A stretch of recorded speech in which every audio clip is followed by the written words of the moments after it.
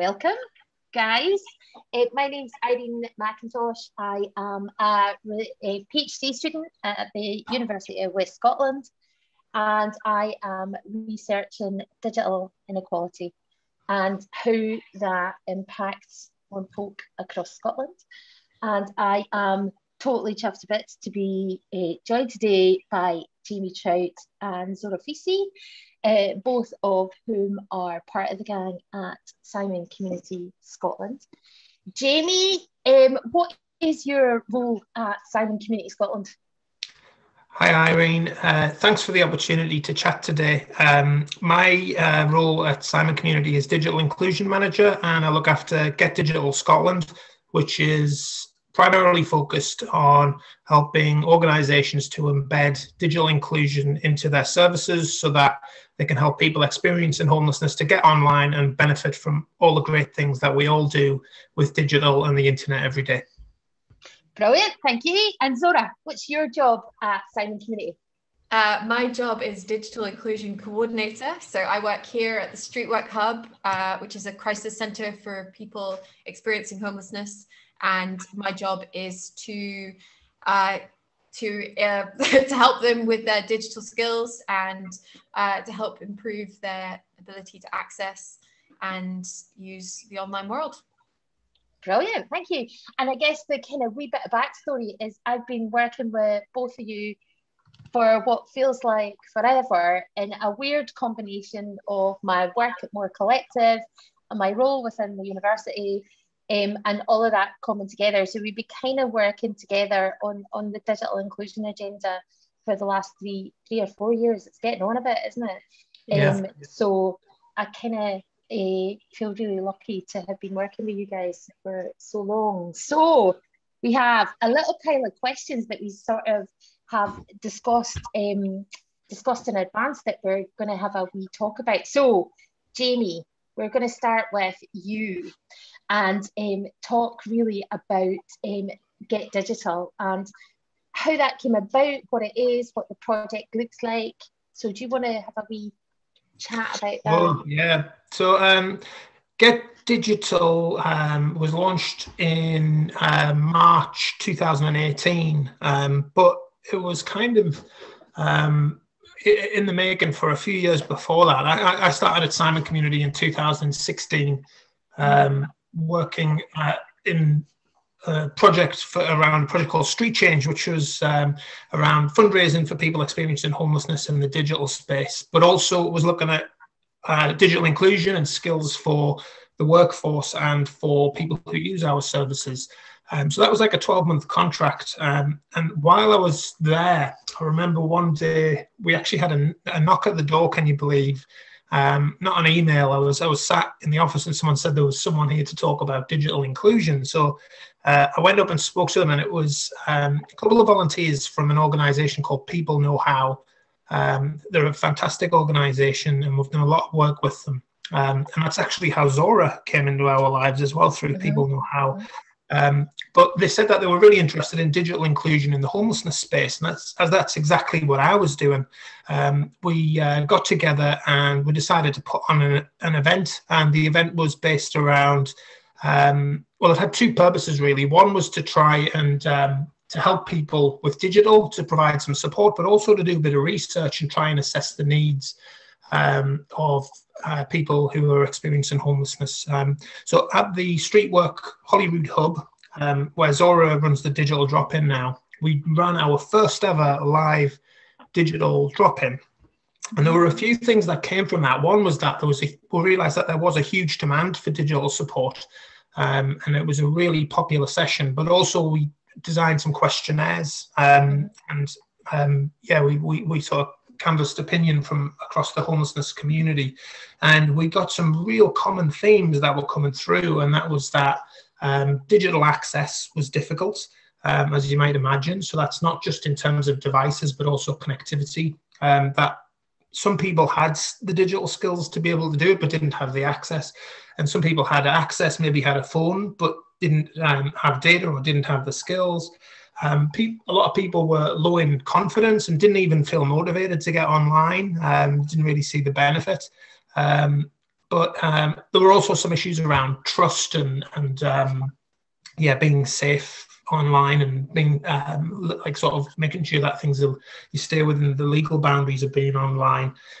So there was quite a few themes that came up there, and we kind of took it away, and we decided that this is something we should do on a regular basis. So we started running a drop-in session on a weekly basis on a Monday morning.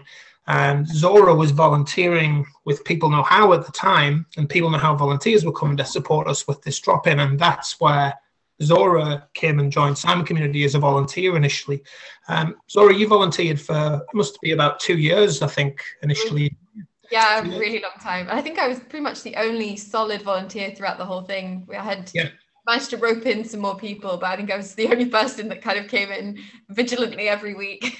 So Zora, I've got a question for you. What was your experience initially of coming in as a volunteer? Terrifying and mad, and looking back, I wonder how I did it every week, because every week was different and new challenges.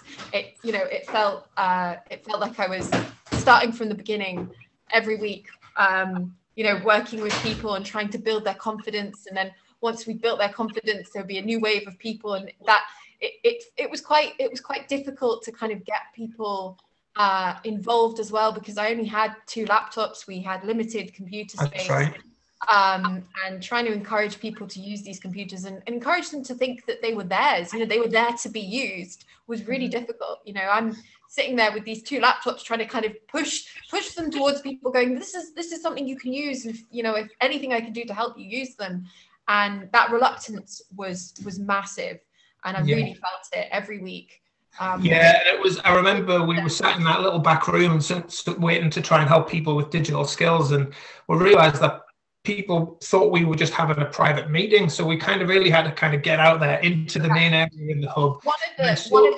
One of the biggest things that I've learned throughout this whole Get Digital experience is about accessibility, and accessibility doesn't just mean having physical access to something. It's about sort of a mental access. So being able to kind of see that something is for you, not just for those, tech guru people. It's for you, it's for everyone. And that getting over that initial hump was a really big challenge, but I feel like we're definitely getting there. Why do you think folk have that perception, Zora? What is at the heart of that? If you look at tech companies and the way that they sell technology, it's sold as something for the young, the hip. It's expensive, it's luxury, it's modern, it's fast moving, and that just doesn't fit with a lot of people's lifestyles. I mean, if you think about, certainly, I work with homeless people, that doesn't fit with their lifestyle at all. Having expensive kit that requires updating and requires all this kind of fancy stuff going on, like that's just not how. But the problem is we don't live in a world where you can't be part of that anymore, because that just excludes so many people. That was the initial thing. It was just people didn't feel like technology was for them, that the digital world was built for them, and it's not been easy to change that. I mean, it takes a long time. The kind of forms that people have to fill in for things like getting onto government benefits and things like that, they're not user friendly, and they're not built for somebody who has very little experience in the digital world to be able to navigate them. And that there's already a stigma against, obviously, the government. If you are living on the streets, you've already got kind of a sort of animosity towards people and the government and things like that. So these kind of forms that they're forced to fill out don't help in that situation where you're starting with people who just, they don't want to get involved because they don't feel like it's for them. Yeah, it's interesting what you were saying about accessibility there as well, Zora, because I remember this idea of that mental accessibility of people, because we found that we were putting laptops out and people just didn't want to use them. But it wasn't until we started, I remember we managed to get funding to run a free Wi-Fi service so that anybody who had their own device could log in, which was like kind of a big step. And just being able to put like the the network and the password on the wall, and like, this is for you. Anybody can log in and use the Wi-Fi was good. And then we were really fortunate that we were given, I think, 10 computers from one of the universities as a donation, and we got a bit of funding to set that up as a digital zone. And from then on, I think that's when the digital drop-in really started to escalate. It wasn't a couple of volunteers in the back room with a couple of laptops. This was like a computer suite that was for everyone to use. It was open for everyone to use as well. I mean, that was the thing with me having 2 laptops. I brought the laptops, so people kind of felt that I had some kind of ownership over them. So it didn't matter how much I kind of put them out there for people to use. It was difficult to get them involved because they had to somehow be involved with me. And lots of people don't necessarily want to do that when they're navigating the online world. They don't necessarily want someone hovering over their shoulder and owning their device in some way. They want to be able to, you know, do their own thing and have their own autonomy on the internet. And that's what I try and do, is teach people skills to be autonomous. And I think having that communal area enabled you to start to work on those skills, because all of a sudden you had the equipment right there in front of you to kind of go in and engage with people. And I think that's kind of where, that was essentially where Get Digital was founded, because we realized that we needed to have some kind of structure around the support that we were given. And that was what kind of led us down the path of looking to try and develop a digital skills framework, which we did in conjunction with Irene and SCDO. And that was what kind of enabled us to have like a structure of digital skills. And I remember at one point I was chatting with Lorraine McGrath, the CEO at Simon Community, and I'd said that I wanted to develop this suite of digital skills. And she went away and came back and asked us to put in a proposal, but it wasn't just for Simon Community. She said that this was something that would be really interesting across the sector. So that's kind of the birth of Get Digital, came from the drop-in that me and Zora had.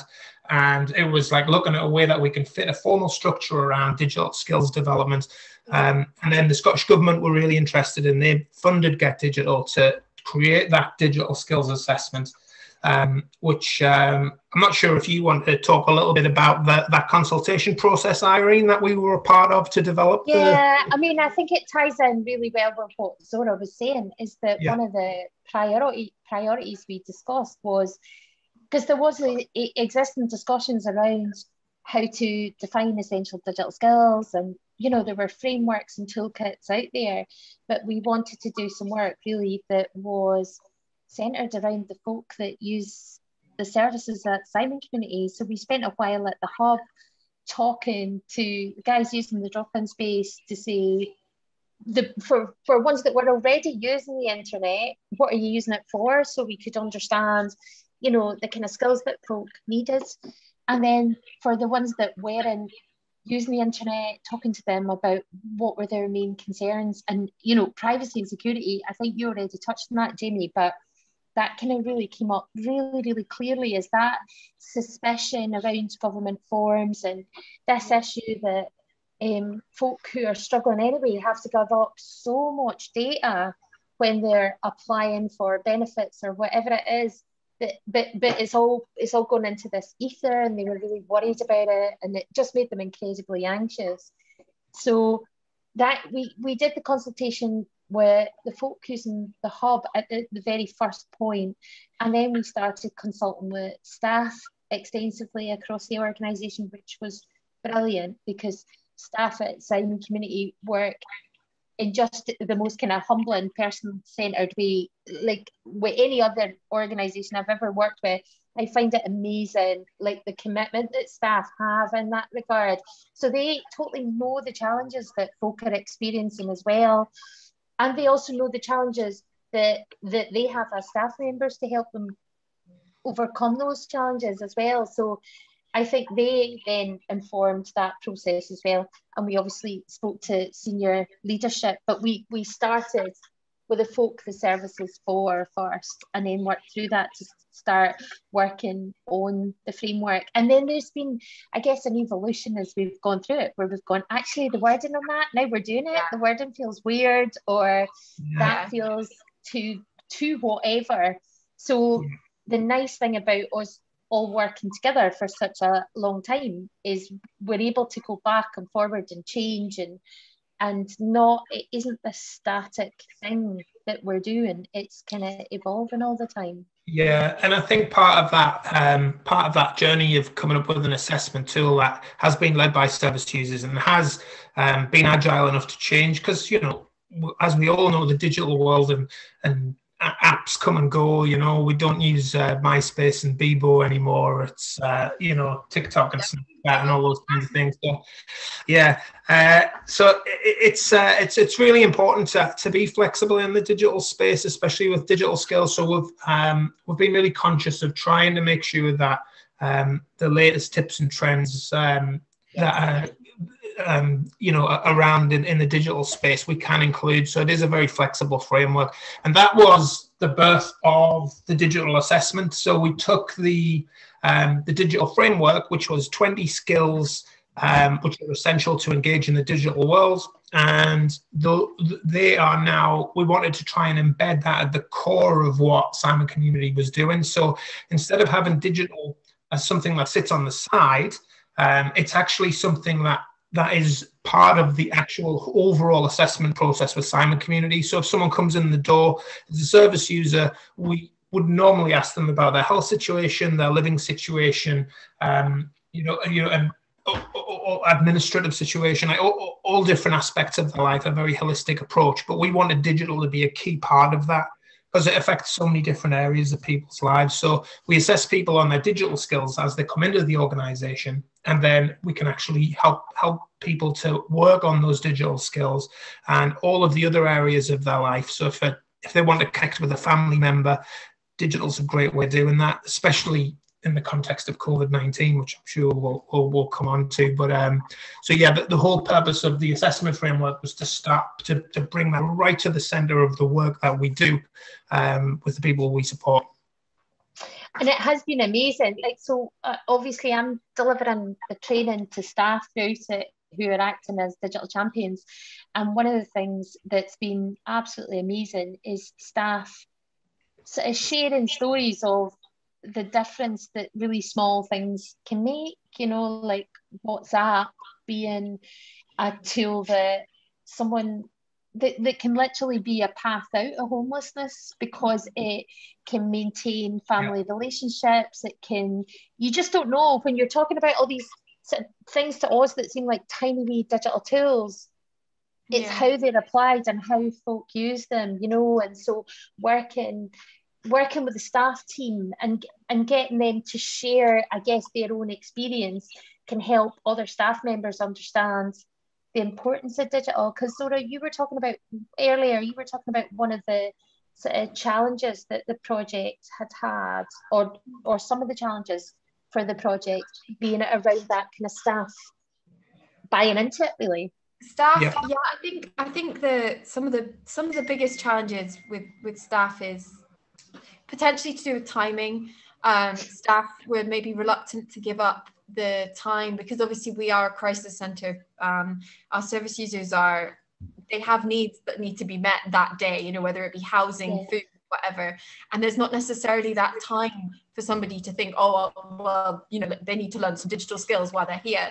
But it's changing those attitudes towards about, if they're using the online world, how can we give them the tools while they're doing it? How can we, you know, teach them and develop their skills at the same time as addressing those issues? Because, you know, that's the only way that you can really help people in the long run, is to be able to give them those tools, and then they'll be able to, you know, kind of use them themselves, and then, you know, you've given them that autonomy to be able to help themselves, which is kind of what we're trying to do. Really. Yeah, and it's like that whole idea of like trying to deal with the here and now in a crisis centre. You can see initially why people would be like, oh, digital skills, that's not something we need to deal with right now. That's a nice to have. But then when you start looking into the kinds of things that people need within a crisis centre, whether it's connecting with a family, trying to access benefits, trying to access accommodation, you know, all of these key kind of pillars which are essential for homelessness recovery, there's almost always a digital component to it. So having the digital zone there at the hub where people can come in and use a computer to, use the Ed Index to apply for housing or access universal credit, connect with their family, connect with a support worker. These are all absolutely essential sort of parts of homelessness recovery, and there's very, very little of that you're able to do very little of that without some kind of digital component to it. Yeah, you're definitely right there. And I think one of the things I used to have staff say, or staff said sort of a way back at the start, was they'd say, food and shelter are the priorities. Yeah. And it was only when I would sort of say that you're supporting people with food and shelter, how are you doing that? Yeah. And they'd go, well, obviously we're using the Ed Index and we're doing these things, and they were all digital. Yeah, they're all digital. So we're now at a societal stage where the access to food and shelter and warmth, all these kind of primary needs, are access point for good or ill. It just is digital. And so by not empowering folk to use those digital skills, they're kind of remaining stuck, really. So it's kind of seen it in that.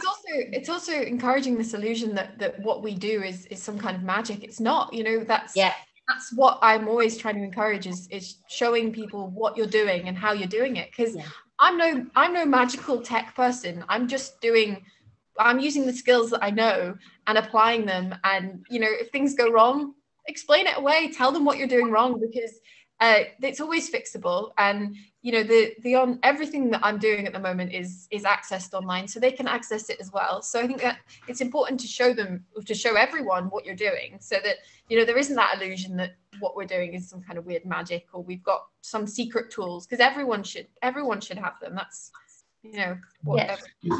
Touch on a really important point there, Zora, when you say you're not a sort of a digital technical wizard, and it's like that one of the key things that I've learned from the Get Digital program is that the very best digital champions usually aren't great with IT and digital. They're the people who kind of have been frustrated themselves and have learned to get by, and that gives them the empathy to understand when someone comes and sits at a computer and they don't know what they're doing, the frustration that they feel. So then all of a sudden, if they've been in that situation, it's more of a case of sitting down side by side with someone saying, look, I'm not good with computers either, but we'll give this a go together and we'll get there. And it's like that's generally a much more effective digital champion than someone who comes in who knows everything, who's just like, oh, well, you just need to do this, So that's not really what it's about. The best digital champion is somebody that isn't afraid to say, right, I've no idea, let's Google it.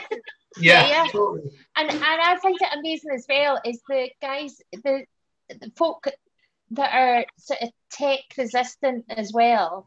Another thing I've found in working with you guys is they might be tech resistant, but what they will do to support someone else. So they'll be tech resistant in their personal lives as a staff member. So outside of the building, outside the Simon community, they'll go, the internet's not for me, I don't want to do it. But see if you say, but it'll help somebody in the context of your role at Simon community, they go, oh, well, I'll do it for that then. And it's that commitment as well. So it's a combination of, I guess, tech resistance makes a brilliant digital champion, because you're more skeptical about it and you're more kind of reflective on it. So yeah, I think that just might be worth mentioning about that digital champion network as well, Irene. So myself and Irene were looking to try and develop a digital champion training program, and I know we used a lot of resources that had been created by SCVO. They were very kind to share those resources with us, and we ended up creating a training program so that all staff that work on the front line within Simon community could do the training, and it was about passing on digital skills and sharing and folding digital skills into the work that they were already doing. And it was, I think it was really quite amazing, the change in perception from those very early sessions where there was a lot of resistance, like, why are we doing this, compared to 2 or 3 years later, we can really start to see that change in culture, that staff just get it. They really realize that if they want to help someone recover from homelessness, they really need to be helping them with those digital skills and digital tasks. And it's that change in perception is something that I feel particularly proud of. And I guess that kind of, sorry, Sora, what were you going to say there? I was going to say that kind of brings us around to the point of COVID, really. I was going to say, can I bring COVID into this now? Yes, go. Like, we have to talk about COVID. Definitely.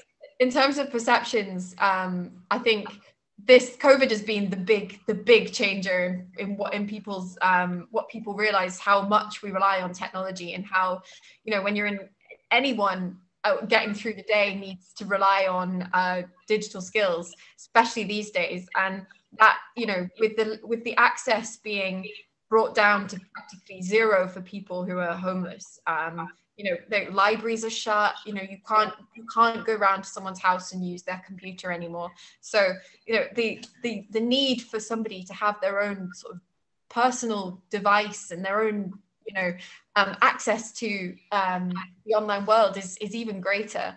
And people, I think staff have started to realize really how important it is that people have the skills to be able to kind of navigate the online world. Yeah, and I think when we did go into that full-blown lockdown situation, I think it was March, April last year, we started looking at what we could do to try and help get people connected. And that was the birth of the Get Connected project. So we did a pilot last year whereby Simon Community funded 36 smartphones and unlimited data packages to be given out to the people we support. But alongside that, we also developed a framework of digital skills called the Quick Wins framework. So the Get Digital Skills framework that we spoke about earlier is the 20 key skills that are very broad and looking to engage in all different parts of the digital spectrum. But the Quick Wins was about how can we get someone online right now in the key areas that will help them now. So communication, so that could be email, WhatsApp, video calls, and these are all around helping people in a lockdown in COVID. Finding information, so whether that's from the NHS website or Police Scotland or a reliable news source.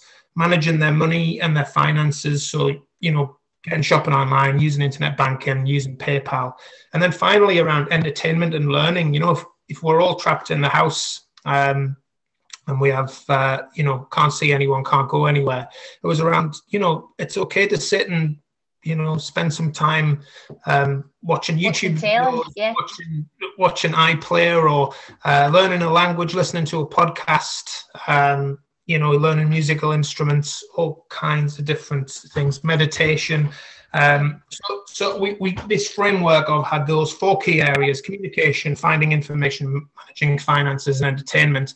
And we trained staff in how to deliver those key skills for life during lockdown, and handed over a phone with unlimited data and showed people how to use those. So it might be just installing a couple of apps. Maybe the NHS website is saved as a bookmark, WhatsApp, and their internet banking. But all of a sudden, with those, it looks like 3 little things, but if they're stuck in the house and they can communicate with their support worker, with their family and their friends, find out what's going on with coronavirus and the best practice for safety around that, and be able to sit and watch YouTube or listen to an audio book for a few days, it really felt confident it would help with people's well-being. And then we followed up about a month later with an evaluation, and we created a report around that called the Get Connected Pilot Report, which, Irene, I'm not sure if we might be able to, if you go to the getdigitalscotland.org website, you'll find a link to the Get Connected Pilot for anyone who's interested. But I can give you a quick overview of some of the results if that would be helpful. Yes, that would be brilliant. So, we gave a smartphone with unlimited data and support based around a learning framework to 36 people. That improved access for all 100%. Nobody else had that. 97% of people said they were inspired to learn more. 100% of people said that they found the digital champion support and the framework to be helpful. 100% of the participants said it positively affected their life. 84% felt more confident being online. 90% placed more value on digital. And 100% of people said that they would continue to use digital. Some of the feedback that we got from service users really was quite overwhelming, to be honest. They were connecting with people and organisations that they just wouldn't have been able to, you know, especially when they had friends and family in other cities. There was a big theme around learning, and people were learning languages, learning musical instruments. People were being able to do their college work and log into lectures and things. People were definitely accessing more support. People felt more independent and more empowered and had the confidence and self-belief to go online because they had this device. And I think part of that was having the unlimited data. That easy access to data enabled them to use all the digital tools they want without having to worry about running out of data. So that was a big part of it.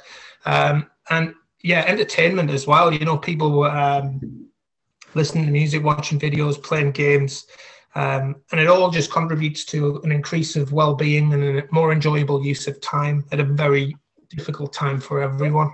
Also mental health. I mean, all of the things you've just addressed there affect people's mental health greatly. I mean, COVID is a massive, has a massive effect on people's mental health, and having the ability to, like you say, connect, but also, you know, be able to relax, have respite, be able to get information, and to be able to feel like you have some kind of control, that is impertinent to somebody's mental health. And I think, you know, having that ability to access all this information, to do all these things is incredibly important. Yeah. So. And I think as well, one of the differences is the fact that all of the services that we, the Simon community, I guess all of the services we would refer into, COVID put us in a situation where we had no choice but to go digital. So all of those services, mental health support, addiction services, all of them were delivering online as well. And that kind of really helped because people were then able to access those kind of lifeline services as well, because the third sector, NHS response, all had to be digital. The anonymous groups and things like that, they were moved online. So any kind of support group that people were part of, all of that is now online. So yeah, a lot of people's support networks that were, you know, physical are now, you know, sort of virtual. So yeah. Yeah, I mean, that probably takes us on to we haven't actually made a formal announcement on this yet, but I can give you a sneak peek into another project that's coming up really soon. We'll be hoping to announce next Wednesday, the 17th, on social media if anyone's interested. But we're doing a project called Get Connected 100, and it's the same model. It's the Get Connected approach. And we're looking to connect 100 people experiencing homelessness with a tablet or a smartphone with unlimited data. And they'll be given digital champion support in how to use that. And that's being funded by the Scottish Government. And we're looking to start rolling that out in the next couple of weeks. I should also mention as well that as part of the Get Digital programme, we don't just work with Simon Community, we also work with a range of different homelessness organisations across Scotland. So we work with Aberdeen Serenians, we work with Transform in Dundee, we work with Cath and Turning Point in Perth. Frontline in Fife are really interested in coming on board. They're just about to sign their papers, I hope, to come on board. I've had really positive discussions with their leadership. Seascape over in Ayrshire are on board, and they're going to be part of the project as well. And then obviously Streetwork joined up with Simon Community as well. So we've got all of the Streetwork services in Edinburgh, which is now Simon Community, and all of the North Lanarkshire and Glasgow services as well. So Get Digital is now being embedded into 7 different organisations right across Scotland. And when we launched Get Connected 100, we wanted to share that with our partners as well. So we've now got Get Connected is going to be delivered right across all of the different organisations with the geographic reach from Ayrshire right up to Aberdeen. It's dead exciting. I mean, I think the work that's happened over the last 3-4 years has been absolutely incredible. And it does mean that in terms of kind of COVID response, you were all ready to go. And it's been amazing being part of it. So I guess that ties us up neatly. Oh, nice. That ties us up neatly, I guess. I don't even know how long we've been yakking for. But, I don't know, but my power is gone. I've got 2 minutes remaining, so if we can wrap it up before my power is going, so that's as good a reason as any. Thank you very much, both of you.